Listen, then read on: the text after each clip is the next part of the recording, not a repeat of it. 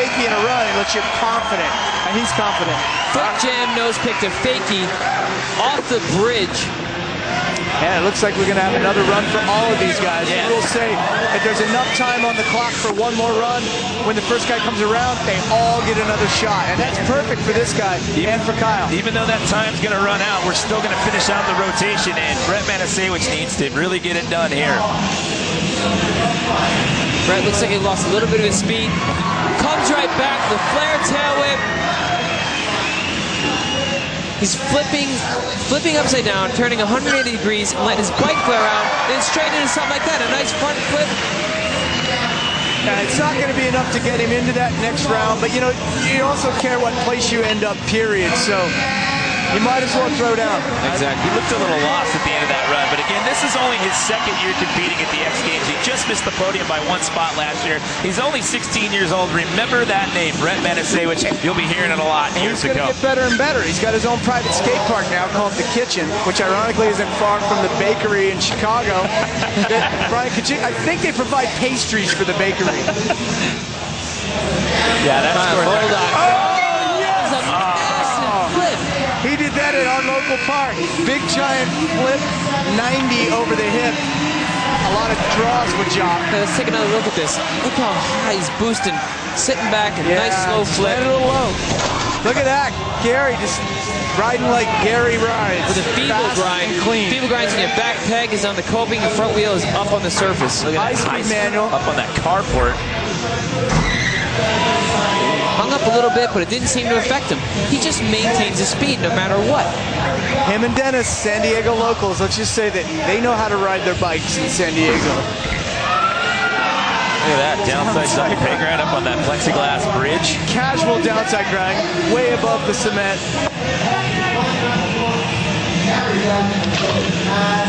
He's using that ski jump a little different than everybody else too. A unique line there. Oh, the 540, spinning around 540 degrees, straight to a turn down. That's another solid run there for Gary. Very solid. I don't think that's going to be enough to overtake Daniel. Which means he's going to be playing the waiting game. Exactly. When you're the guy on the bubble. Well, I got him a full. Wow, yes. Wow, I said I didn't think it was going to be enough, and he did. He overtakes Daniel Dares by 2 full points. The pressure is on. You know what? And that's well deserved when you're. Oh, Daniel's slipping a pedal. Daniel lost his line. Well, now this is huge. He's your defending gold medalist, and with him calling it with 28 seconds left on the run clock, that means Daniel Dares is now our bubble guy. Why? We take the top 2 scores out of each heat and the better third place scores. So with that last run for Gary Young, he's now solidified himself a spot in that final. And Daniel is now going to be nervously watching in heat number 2 to see if he gets edged out.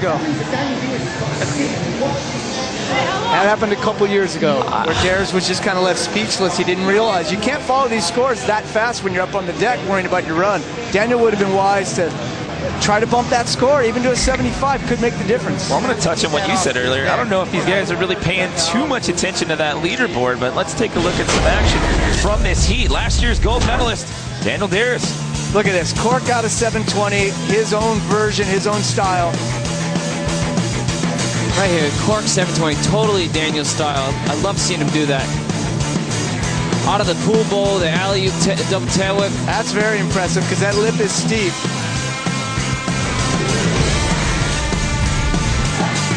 And this guy just kills it. This is one of my favorite tricks. Foot jam nose pick to fakie. Fakie meaning you're coming back in backwards. And could you do that flip any cleaner?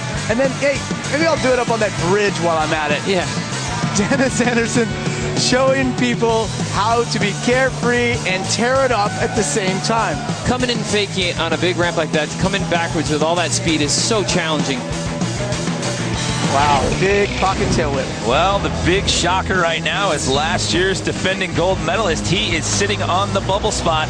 That is heat 1 in the books. Keep in mind, we've still got another heat of 5 riders left to go. Remember, we're taking the top 2 with the better third place score. More BMX Park Final when we come back to X Games 17.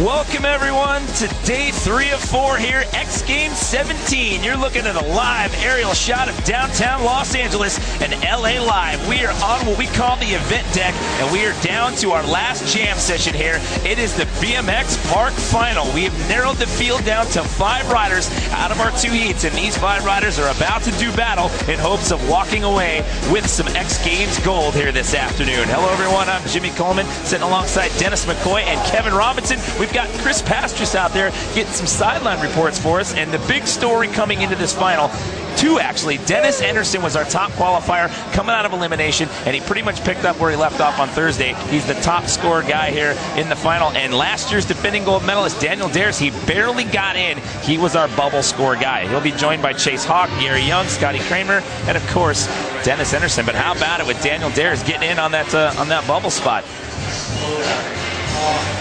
It barely got it done. I mean, it came down, we take the top two scores out of each heat and the better third place score, so he was kind of nervously eyeing that one up in heat 1, but he got in. It was so impressive how much they came out swinging in the qualifiers. You know, they're showing that you can pull no stops. You're here, you're at the X Games, you better be coming here to win. Yeah, well, you know what? It's going to be an interesting final. All the scores are a moot point at this point. We clean the slate, we re-rack, and we'll do it all over again. It is a 15-minute jam session. These riders will run in order as to how they're seated. So we'll see last year's gold medalist first, then Chase Hawk, Gary Young, Scotty Kramer, and then Dennis Anderson. It's a 40-second max run clock. You run in order. Ride to you fall or until 40 seconds has elapsed. The best possible score you can earn is a 50. It's the 2 best run scores total together that'll hopefully have you on that podium here for X Games 17. And here we go. We are in. Started off with last year's gold medalist. This is Daniel Dares. Daniel with a big double tail whip, coming out swinging out of the pool bowl. And big was the key point. He seemed to hit that with a little more speed and boost it a little higher. And that'll help you maintain your speed through the rest of your run. Oh, man! Double tail whip Straight into the flare. He wasn't lying. He's saving some for the final. Save some energy, save some of his big tricks. You know, and you also got to consider the wow factor. You know, you come out, you kind of hold back a little bit, then you come out for your finals run with energy like this. Oh! 7 over the gap. That's a solid run from Daniel Dares has made his mark. Did he take his hands off on that? It looked like he got his hands off. He is here to compete. Oh, looked like one of them came off. And right out there right now, Chase Hawk, he's just going to attack this thing at a high speed. What a massive line. Now, we talked about this in the elimination rounds. Some of these guys have a big arsenal of tricks, and then again, a guy like Chase here, he's known for his style and his flow, and that's obviously paying off for him because here he is in the final. Chuck no-hander up into the ski jump. Pumps around the bowl corners and gets some more speed. Now Daniel's posted a 35. That's a solid score, but it's far from the 40 that some of the guys were posting in earlier rounds. So huge alley-oop. Alley-oop meaning you kind of drift backwards. You kind of travel backwards through the air.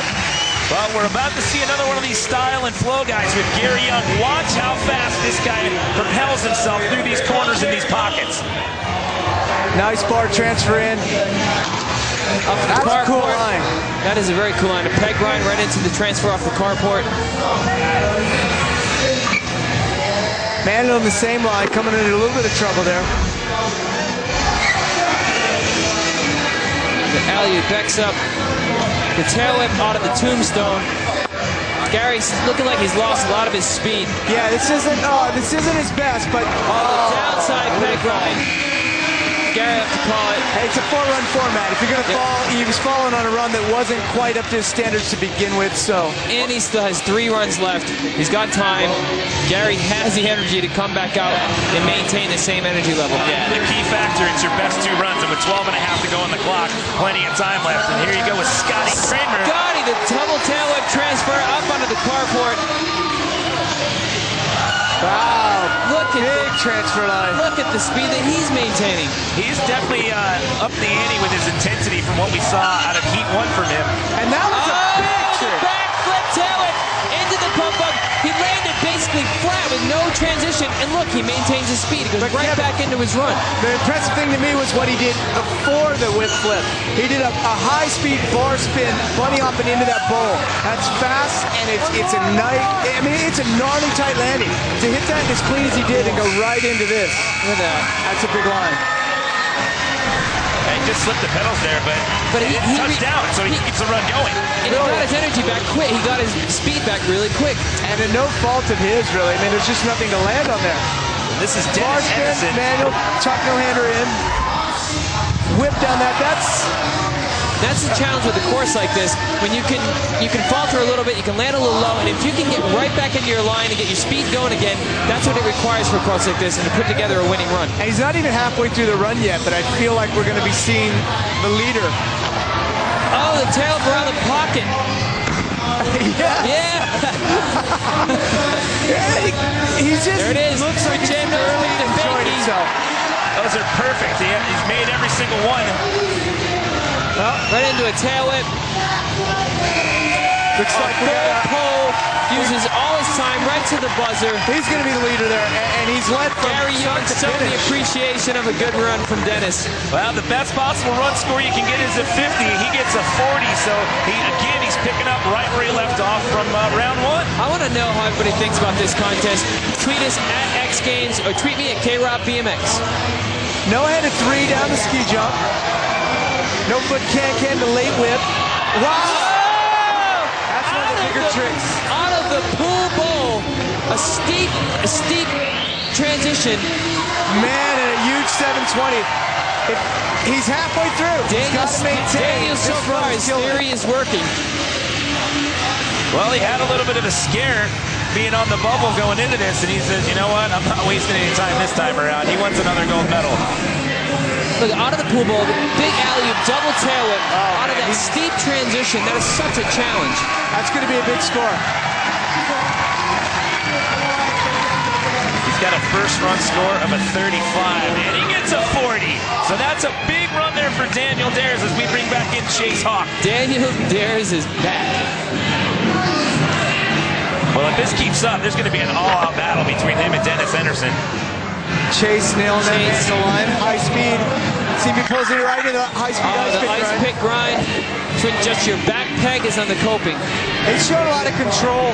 Those are considered like flow type moves. And you do it and go into something that big. This is what people like to see.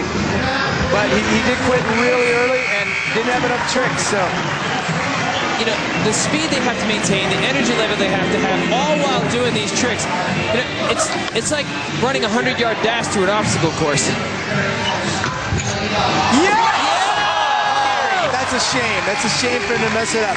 A feeble to 270. Feeble to 270. He's going up sub-box style. That's a 4-foot tall carport, and he's going up like a sub-box, feeble grinding, and then 270 out, but he has to get over the end of it. He's not coming back into where he took off. He's going into something straight. Well, the pressure's kind of on for Gary now because he's got to get 2 solid run scores with 8:44 left in the jam. Up on the manual pad.